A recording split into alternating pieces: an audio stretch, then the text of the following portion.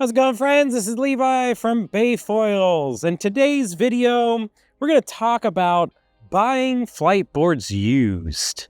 So, with the economies of scale being that they are, and people looking at getting new Fliteboards and refreshing their old boards, we're seeing a big influx in the used Fliteboard market, which is great if you are a baller on a budget and you've always wanted to get an Efoil, but didn't quite want to spend the $12,000 it took to get one.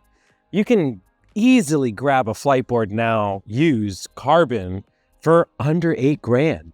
So with that, there is some things to look out for when you're buying a used board. I'm going to cover that in today's video.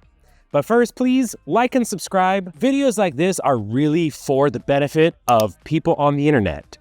We, as a company, would rather just sell you a brand new board, but as an e-foiler myself, we really just want to see more people out on the water with boards. Now, obviously, if you have concerns about, wear and tear, condition, and that kind of stuff, your best option when you're buying a used board is go to a dealer. Most Fliteboard partners probably have used inventory that they're willing to get you a great deal on, and that's going to be having your cake and eating it too. You can get a 1-year-old board at a good deal. It'll still have 1 year of warranty, and buying it from an authorized partner means you're going to be taken care of when it comes to things like the 1-year service and any sort of other issues. But if you don't have the luxury of going to your local Fliteboard partner and you're buying it off of Craigslist or Facebook Market, here are some things to look out for when you're shopping for your board. So obviously the first thing you want to inspect is that the board powers on. Does it work? Because if not, you got bigger problems. So put a battery in there, power it on. There's a lot of scammers out there, so just be cautious. The next thing you want to look for is to make sure that everything is there. Make sure you have a board. Make sure it comes with the battery. Make sure it comes with the controller. Make sure it comes with the wings.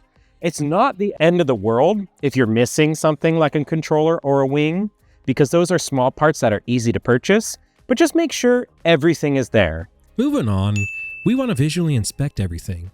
Check the board and wings for any sort of repairs or cracks. The connection from the mast and fuselage can sometimes get a little bit crusty. Make sure it's not cracked. And then also the bottom of the fuselage tailpiece. You may see some salt buildup between the prop guard and the prop guard cover. This is totally fine as it's not any sort of sign of water egress. However, you do want to look at the top of the flight box. If you see excessive salt buildup, that could mean that there might have been water in your flight box, which is not a good sign. Next, check the controller.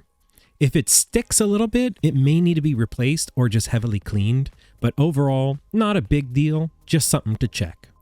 The nice thing about Fliteboard is that you don't have to worry about any sort of hoses for the cooling system. Just make sure the intake is clear of any sort of sand or debris.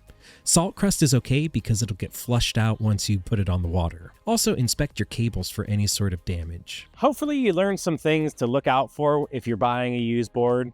Like I said, your best bet is going to your local partner and getting a rig from them, but hopefully this helps you make your purchase from Craigslist go smoother. The last thing we want is people to get hosed by used buyers online. Big picture, our goal here at Bayfoils is to get more people out on the water foiling. And so if that means preventing sketchy buyers online, that's where we want to do.